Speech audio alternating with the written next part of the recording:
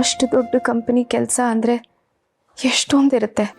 ಆದರೂ ಜಾನು ತಾಯಿ ಆಗ್ತಿದ್ದಾಳೆ ಅಂತ ಎಷ್ಟೇ ಕೆಲಸ ಇದ್ದರೂ ಅವಳಿಗೋಸ್ಕರ ಸಮಯ ಕೊಟ್ಟರು. ಅವಳು ಜಾಸ್ತಿ ದೂರ ಪ್ರಯಾಣ ಮಾಡಬಾರ್ದು ಅಂತ ಅವಳು ಈ ಜಾಗಕ್ಕೆ ನಮ್ಮೆಲ್ಲರನ್ನೂ ಕರೆಸ್ಕೊಂಡ್ರು. ಪೀಠ ಮೇಡಮವ್ರೆ, ಪಾಪ ಜಯಂತವರು. ಅವರು ಮದುವೆಗೆ ಮುಂಚೆನಾದರೂ ಖುಷಿಯಾಗಿದ್ರಾ? ಅದೂ ಇಲ್ಲ. ಎಲ್ಲೋ ಅನಾಥಾಶ್ರಮದಲ್ಲಿ ಬೆಳೆದವರು. ಒಬ್ಬರೇ ಇದ್ರು, ಒಂಟಿ ಜೀವನ. ಆಗ ನಮ್ಮ ಜಾನು ಅವ್ರ ಜೀವನಕ್ಕೆ ಹೋಗಿ ಅವ್ರ ಪ್ರಪಂಚನೇ ಆದ್ಲು. ಈಗ ಆ ಪ್ರಪಂಚನೇ ದೂರ ಹೋಗಿದೆ ಆದಮೇಲೆ ಅವ್ರಿಗೆ ಎಷ್ಟು ಕಷ್ಟ ಆಗ್ತಿರ್ಬೋದು. ಕಡೆ ಪಕ್ಷ ಅಪ್ಪನಿಗೆ ಸಮಾಧಾನ ಮಾಡೋಕ್ಕೆ ಅಮ್ಮ ಇದ್ದಾರೆ, ಅಮ್ಮಗೆ ಸಮಾಧಾನ ಮಾಡೋಕ್ಕೆ ಅಪ್ಪ ಇದ್ದಾರೆ. ಆದರೆ ಅವರಿಗೆ ಅವ್ರ ನೋವು ಹೇಳ್ಕೊಳ್ಳೋದಕ್ಕೂ ಯಾರೂ ಇಲ್ಲ. ಎಂಥ ಕೆಟ್ಟ ಪರಿಸ್ಥಿತಿ ಬಂದಿದೆ ಅವ್ರಿಗೆ. ಹೌದು ಮೇಡಮವ್ರೆ, ಜೀವನ ಅನ್ನೋದೇ ಹಾಗೆ. ಒಂಥರ ಈ ನೀರಿನ ಮೇಲಿನ ಗುಳ್ಳೆ ಇದ್ದಂಗೆ. ಇವತ್ತಂಗೆ ನಾಳೆ ಇರ್ತದೆ ಅಂತ ನಮ್ಮ ಅನ್ಕೊಳ್ಳಂಗೆ ಇಲ್ಲ. ಏನೇ ಬಂದರೂ ಅದನ್ನು ಸ್ವೀಕಾರ ಮಾಡಬೇಕು. ಪಾಪ ಜಾನುವರು ಜಯಂತ್ ಅವ್ರ ಜೀವನದಾಗೆ ಇಷ್ಟೇ ದಿನ ಇರಬೇಕು ಅಂತ ಆ ದೇವರು ಬರೆದು ಕಳಿಸ್ಬಿಟ್ಟಿದ್ದ ಅನಿಸುತ್ತೆ. ಇವರಿಬ್ಬರು ಜೋಡಿ ನೋಡಿ ಆ ದೇವ್ರಿಗೂ ಹೊಟ್ಟೆ ಕಿಚ್ಚಾಗಿರ್ಬೇಕು. ಅದಕ್ಕೆ ಜಾನುವಾರನ್ನ ತನ್ನ ಹತ್ರಕ್ಕೆ ಬಿರ್ನೆ ಕರ್ಕೊಂಬಿಟ್ಟ. ಈಗ ಇದನ್ನೆಲ್ಲ ಯೋಚನೆ ಮಾಡ್ತಾ ಕೂತ್ಕೊಂಡ್ರೆ ಜಾನುವಾರು ವಾಪಸ್ ಬಂದರೆ ಇಲ್ಲ ತಾನೇ.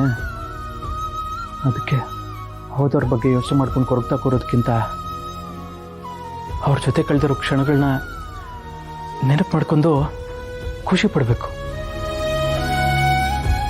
ನೀವು ಅಷ್ಟೇ ಮೇಡಮವ್ರೆ, ಇದ್ರ ಬಗ್ಗೆನೇ ಯೋಚನೆ ಮಾಡ್ಕೊಂಡು ಕುಂತಿರ್ಬಿಡಿ. ಆಗಿರೋದನ್ನೆಲ್ಲ ಮರೆತು ಖುಷಿಯಾಗಿರೋದನ್ನ ರೂಢಿಸ್ಕೊಳ್ಳಿ.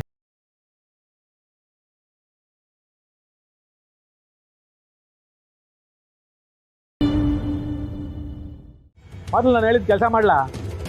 ಅಯ್ಯ ನೀನು ಸರಿ ಮಡ್ಗೋ. ಅಪ್ಪಯ್ಯ, ಏನಲ್ಲ ಮರ್ಗಡ?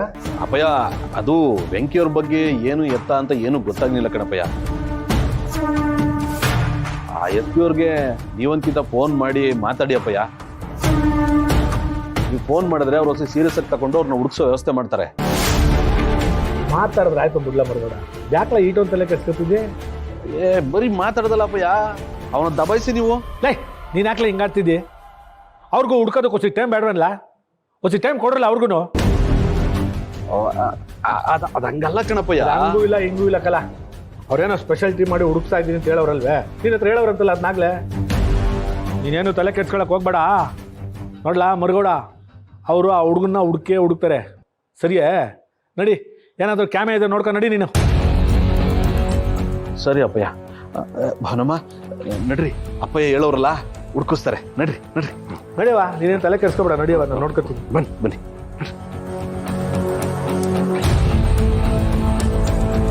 ಈ ಬಡ್ಡಿ ಐದೊಂದು ಕತೆ. ಯಾರಿಗಾದ್ರೂ ನ್ಯಾಯ ಕೊಡ್ಸೋದ್ರಲ್ಲಿ ಏನೋ ಒಂದು 4-5 ಡಿಗ್ರಿ ಮಾಡಿರೋ ಒಂಥರ ಆಡ್ತಾನೆ.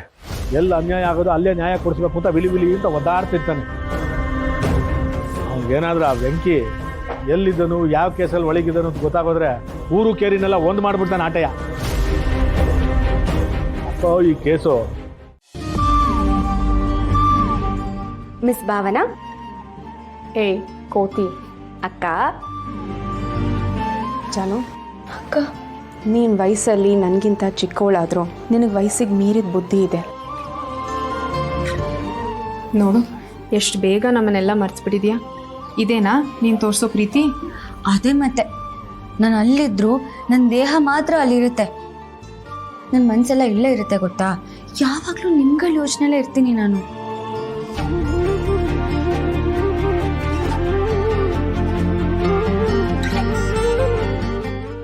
ಅಕ್ಕ, ಜಾನ್ವಿ ಅವರು ಸಮುದ್ರ ನೋಡಬೇಕು ಅಂತ ಆಸೆ ಪಟ್ಟರು. ಕರ್ಕೊಂಡು ಹೋದೆ. ಅಲ್ಲಿ ಹೋಗಿ ಕಾಲು ಜನ ಸಮುದ್ರ ಬಿದ್ದುಬಿಟ್ರು.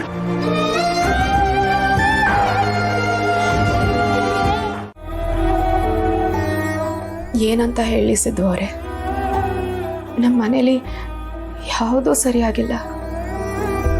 ಅಜ್ಜಿ ಕೋಮಾಲಿದ್ದಾರೆ. ಬೆಂಕಿ ಅಣ್ಣ ಎಲ್ಲೂ ಕಾಣಿಸ್ತಿಲ್ಲ. ಜಾನು ನಮ್ಮೆಲ್ಲರನ್ನೂ ಬಿಟ್ಟು ಇನ್ಯಾವತ್ತೂ ಬರ್ದೇ ಇರೋ ಜಾಗಕ್ಕೆ ಹೊರಟೋದ್ಲು. ಜಾನು ನನಗಿಂತ ಚಿಕ್ಕವಳೆ ಆಗಿದ್ರು ಗುಣದಲ್ಲಿ ತುಂಬಾ ದೊಡ್ಡವಳು. ನಾನು ಈ ಮನೆಗೆ ಬರಕ್ಕೆ ಒಂಥರ ಜಾನುನೇ ಕಾರಣ. ಈಗ ಅವಳಿಲ್ಲ ಅಂದ್ರೆ ನನಗೆ ನಂಬಕ್ಕೆ ಆಗ್ತಿಲ್ಲ. ನಾವೆಲ್ಲರೂ ಎಷ್ಟು ಖುಷಿಯಾಗಿದ್ವಿ. ಈಗ ಯಾವ ಖುಷಿನೂ ಉಳ್ದಿಲ್ಲ. ಮೇಡಮೋರೆ, ಜೀವನ ಅಂದ್ರೇ ಹಿಂಗೆ ಅಲ್ವಾ? ವಿಧಿ ನಮ್ಮನ್ನು ಆಗಾಗ ಪರೀಕ್ಷೆ ಮಾಡೋದಕ್ಕೆ ಹಿಂಗೆ ಕಲ್ಲಿಸಿತಾ ಇರ್ತದೆ. ನಾವು ಆ ಕಲ್ಲೆಲ್ಲ ಎತ್ಕೊಂಡು ಮೆಟ್ಲು ಮಾಡ್ಕೊ ಬದುಕ್ಬಿಡ್ಬೇಕು. ಮುಂದೆ ದೇವ್ರು ಒಳ್ಳೇದು ಮಾಡ್ತಾನೆ ಮೇಡಮೋರೆ. ನಮ್ಮ ಜೀವನದಲ್ಲೂ ಒಳ್ಳೆ ದಿನಗಳು ಬಂದೇ ಬರ್ತದೆ. ಅಲ್ಲಿ ಗಂಟ ಹುಸಿ ತಾಳ್ಮೆಯಿಂದ ಇರಬೇಕಷ್ಟೆ.